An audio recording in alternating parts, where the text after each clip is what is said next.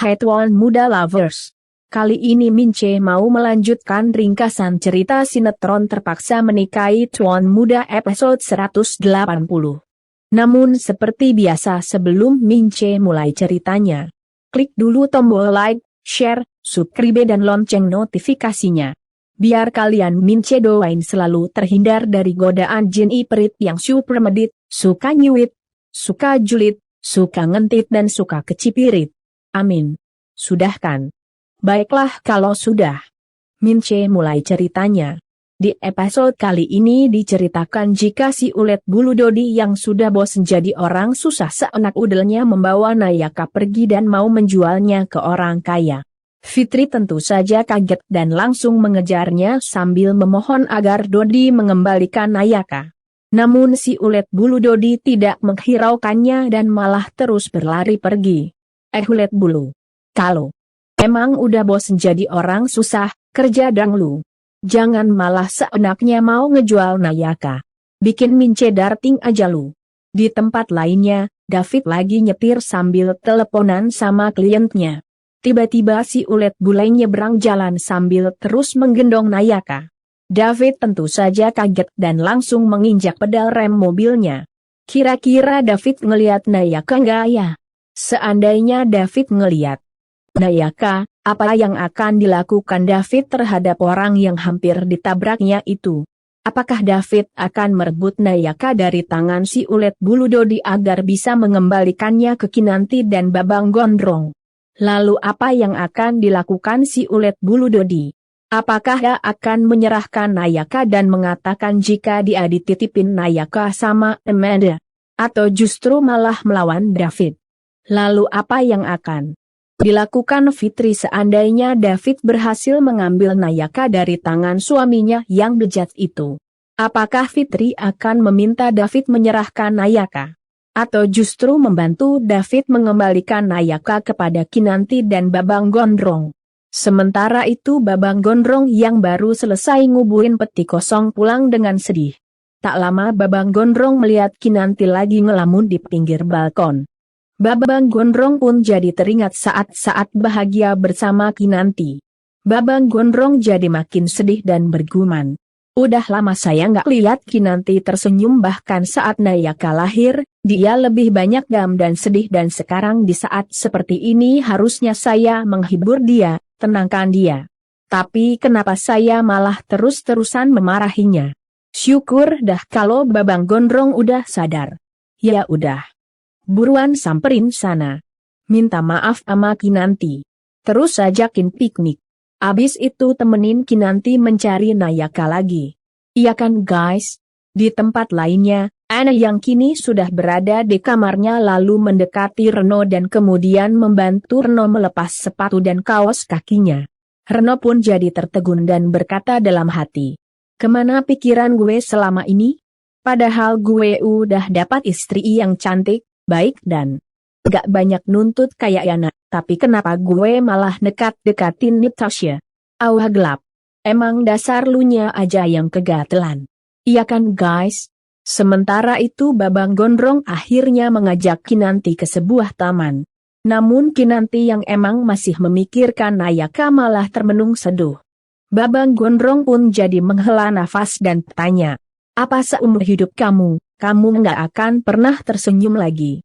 Kinan, saya sengaja ngajak kamu ke sini. Seenggaknya di tempat baru, dengan suasana baru, bisa bikin kamu sedikit aja tersenyum. Namun Kinanti malah jawab. Maaf, Mas. Saya belum sanggup.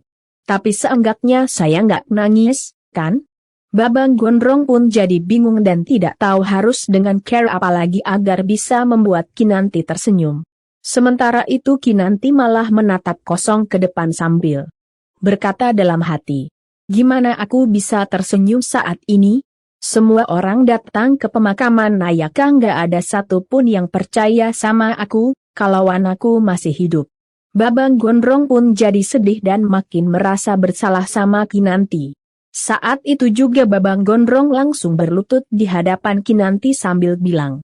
Kinan, kalau ada yang harus disalahkan, salahkan aja saya. Kinanti tentu saja kaget dan jadi menatap bingung. Sementara itu di tempat lainnya, Natasha yang lagi berada di butik lagi pilih-pilih baju. Tak lama Reno muncul bersama Ena. Natasha karuan jadi gede setengah edan sama Reno dan Ena. Terlebih ketika Natasha dengar ucapan Reno ke Ena. Sayang, aku sadar selama ini aku udah banyak salah sama kamu. Aku tahu dengan ngajak kamu belanja di sini nggak akan menghapus semua kesalahanku, tapi seenggaknya aku mau nyenengin kamu. Kira-kira apa ya yang akan dilakukan Natasha terhadap Reno dan Ena? Sementara itu Babang Gondrong yang berada di taman masih berlutut di hadapan Kinanti dan mau memegang kakinya. Namun Kinanti buru-buru mencegahnya. Mas Abai, bangun mas. Mas jangan kayak gini.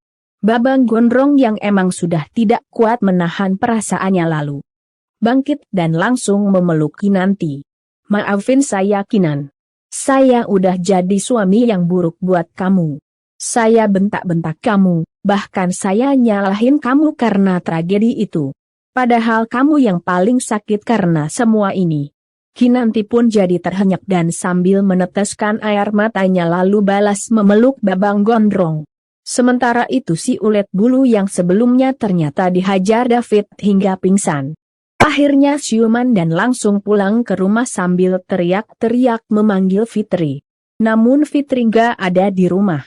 Si ulet bulu Dodi pun karuan jadi emosi dan langsung membanting perabotan butut yang ada di dalam rumahnya sambil bergumam. Lihat aja, gua bakalan cari sampai kemanapun. Lu nggak akan bisa lari dari gue, Fitri. Begitu gue temuin lu, gua bakalan rebut anak itu dan gue bakalan jual. Kira-kira Fitri kemana ya? Apa mungkin dia membantu David mengembalikan Nayaka kepada Kinanti dan Babang Gondrong? Bantu doa aja ya guys. Biar konflik culik-menculik bayi ini cepat kelar. Sementara itu si keong racun dan itu yang masih berada di ruang perawatan rumah sakit masih terlelap tidur karena pengaruh obat yang diminumnya. Jumi yang sejak kemarin menjaganya jadi menatap prihatin. Tak lama kemudian terdengar suara perut Jumi yang keroncongan. Jumi pun jadi bergumam bingung. Oh Mei, laparnya. Buan itu ditinggal sebentar gak apa-apa kali ya? Jumi pun jadi mikir dan karena perutnya keroncongan terus, Jumi pun lalu berbisik ke kupingnya si keong racun Denita.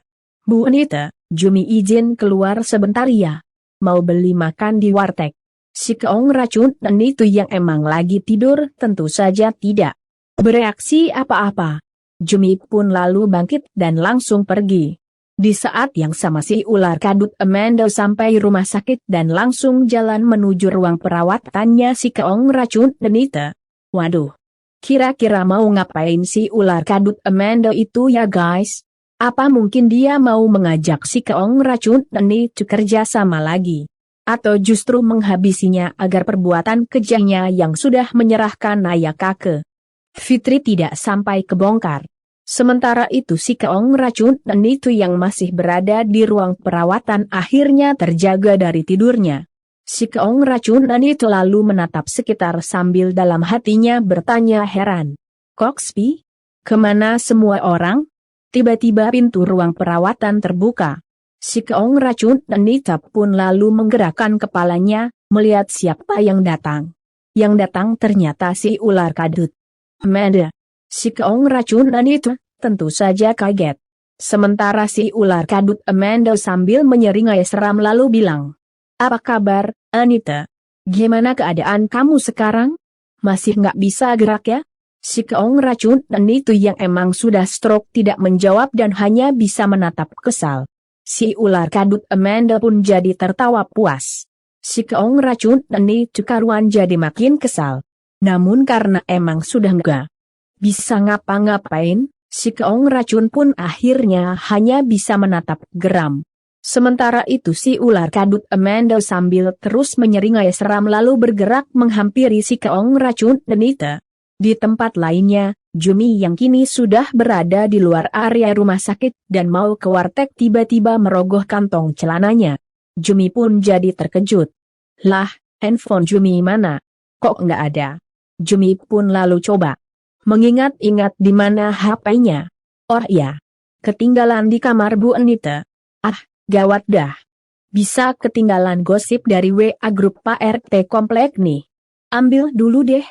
Jumi pun lalu kembali ke ruang perawatan si Keong Racun Denita. Sementara itu si kumis leler Radit yang kini berada di rumahnya lagi mondar-mandir gelisah sambil bergumam. Gimana caranya ya bisa dapat uang dalam waktu cepat? Si kumis leler Radit pun lalu mengintip keluar lewat jendela rumahnya. Di seberang rumah Radit ternyata sudah ada anak buah Naryo yang lagi mengawasinya. Tapi mereka nggak berani mendekat karena Hansip lagi berjaga di sekitar komplek. Si kumis leler Radit pun jadi makin gelisah dan langsung bergumam cemas.